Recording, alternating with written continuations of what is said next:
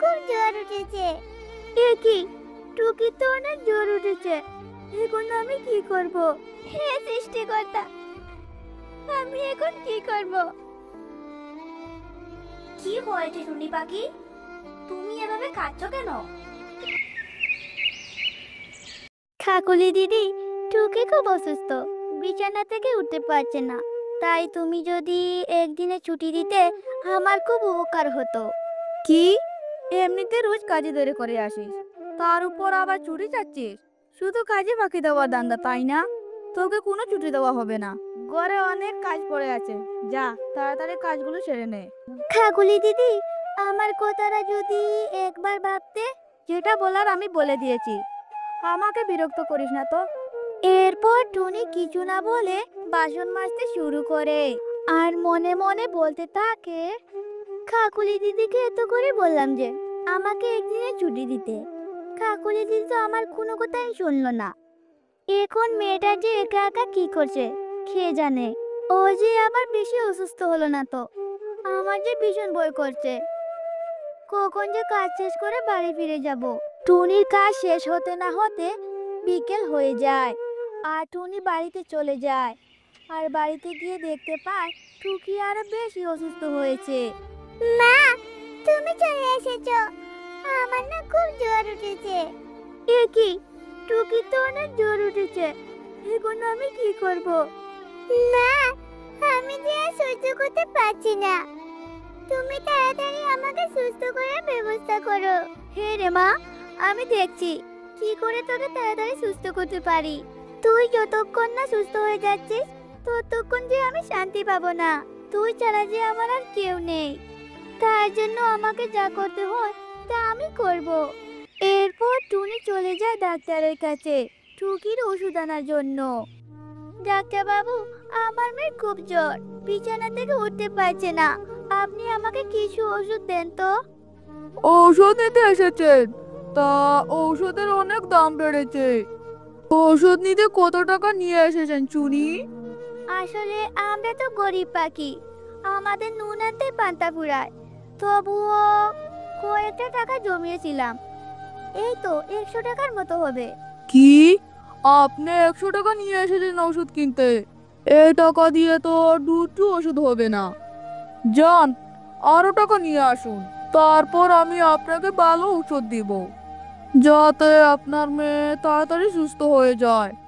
কিন্তু ডাক্তার বাবু, আমার কাছে তো আর কোনো টাকা নেই, টাকা নিয়ে আসবো কোথায় থেকে?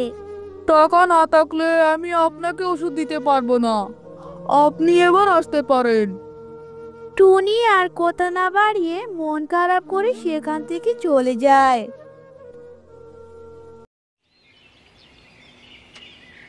পরের দিন সকালে টুনি কাকুলির কাছে যায় আর কাকুলিকে বলতে থাকে, কাকুলি দিদি, আমি অনেক বিপদে পড়েছি, যদি কিছু টাকা আমাকে দিতেন তবে আমার মেয়ের চিকিৎসা করাতে পারতাম। টুনি, তুই কি শুরু করেছিস বলতো? কাল বলেছিস ছুটি নিতে, আবার আজ এসে বলছিস টাকা দিতে। আমি কি তোর জন্য টাকা নিয়ে বসে আছি? যখনই তুই টাকা চাবি তখনই কি তোকে দিয়ে দেব? ইয়ে মানে এ মানে না করে তাড়াতাড়ি যা কাজ কর, আমি তোকে কোনো টাকা দিতে পারবো না। এরপর টুনি কাজ করতে থাকে।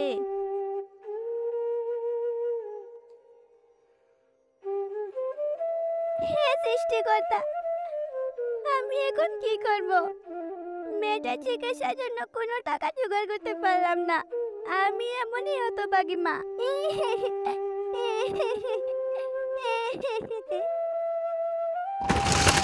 কি হয়েছে টুনি পাখি? তুমি এভাবে কাঁদছো কেন? তোমাকে আর দুঃখের কথা কি বলবো পরি, আমার যে কপালটাই খারাপ। তোমার কি এমন দুঃখ, আমায় বলো। এরপর টুনি সব কথা পরীকে খুলে বলে আর সব শুনে পরি বলতে থাকে, আহারে, তোমার দাদার যে সত্যি অনেক কষ্ট। কষ্ট পেও না, তোমার মেয়ে খুব তাড়াতাড়ি সুস্থ হয়ে যাবে। কিন্তু কি করে পরি? তুমি আমার সাথে এসো, আমি তোমার মেয়ে সুস্থ হওয়ার উপায় বলে দেব। তুমি এই আপেল গাছ থেকে দুটো আপেল নিয়ে নাও আর এই আপেল দুটো খাওয়ালে তোমার মেয়ে সুস্থ হয়ে যাবে। তুমি সত্যি বলছো? এই আপেল দুটো খাওয়ালে আমার মেয়ে সুস্থ হয়ে যাবে? হ্যাঁ, আমি সত্যি বলছি, তোমার মেয়ে সুস্থ হয়ে যাবে। তোমাকে অনেক অনেক ধন্যবাদ পরি, আমাকে সাহায্য করার জন্য। আমাকে ধন্যবাদ দিতে হবে না, তুমি অনেক অসহায় পাখি, আর তোমাকে সাহায্য করা আমার কর্তব্য। আমি তোমাকে আরো কিছু সাহায্য করতে চাই, যাতে তোমার অন্যের উপর নির্ভর হয়ে থাকতে না হয়। এ কথা বলে পরি টুনিকে কিছু স্বর্ণ মুদ্রা দেয়। স্বর্ণ মুদ্রা আর আপেল দুটো নিয়ে সেখান থেকে চলে যায়। আর টুকিকে আপেল দুটো খেতে দে। মা টুকি, তুই এই আপেল দুটো খেয়ে নে। পরি বলেছে তুই এই আপেল খেলে সুস্থ হয়ে যাবে। মা, এই আপেল খেলে সত্যি আমি সুস্থ হয়ে যাব? তাহলে দাও মা, আমি আপেলগুলো এক্ষুনি খেয়ে নিচ্ছি। মা, আমি সত্যি সত্যি সুস্থ হয়ে গেছি, আমার আর কোনো কষ্ট হচ্ছে না। মারে, তুই যে সুস্থ হয়ে গেছিস তাই আমি অনেক খুশি রে মা। এরপর পরীর দেওয়া স্বর্ণ মুদ্রা বিক্রি করে, আর সেই টাকা দিয়ে টুনি একটা জমি কিনে। আর সেই জমিতে সবজি চাষ করে। আর এভাবে বেশ কিছুদিন কেটে যায়। মা, তুমি তো জমিতে সবজি চাষ করছো, তোমাকে আর কাকুলি মাসির বাড়ি কাজে যেতে হবে না। তুমি সবজি বিক্রি করে সংসার চালাতে পারবে। হ্যাঁ রে মা, তুই ঠিকই বলেছিস, আমি আর তোর কাকুলি মাসির বাড়ি কাজে যাব না।